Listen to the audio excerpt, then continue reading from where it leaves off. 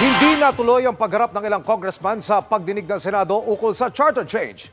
Nais kasi ni Senate President Mig Zubiri na magsagawa muna ng executive session ang Senado at Kamara. Kung bakit? Alamin sa pagtutok ni Ian Cruz.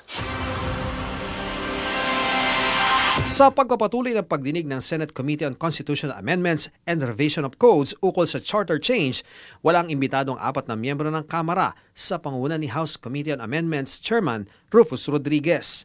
Paliwanag ng chairman ng komite na si Senador Robin Padilla, binawi nila ang imbitasyon sa mga kinatawan matapos siyang sabihan ni Senate President Juan Miguel Zubiri na may tradisyon na interparliamentary courtesy ang dalawang kapulungan ng Kongreso.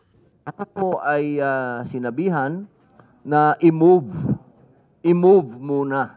Hindi po cancel, i-move yung pagdinig ko kasama ang mga congressmen sapagkat magkakaroon daw po muna ng executive session sa pagitan ng malaking kapulungan at ng mataas na kapulungan. Malungkot ako din na tuloy kasi gusto ko talaga magkabakbakan eh.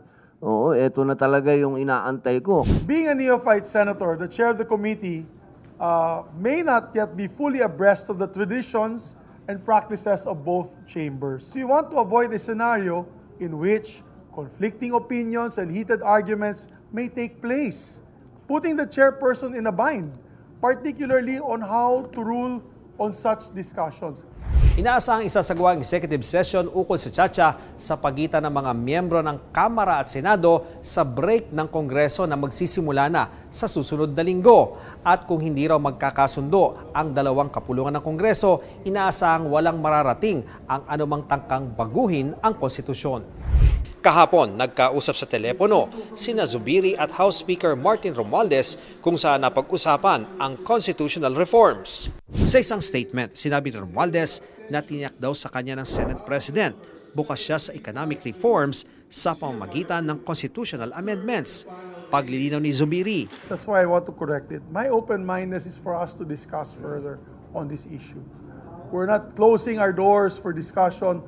We're not closing our doors for that meeting. It does not mean that my position has changed. Aminado si Zubiri, hindi niya prioridad bilang isa sa 24 na senador ang pag-amyenda ng konstitusyon. Para sa GMA Integrated News, Ian Cruz, nakatutok 24 oras.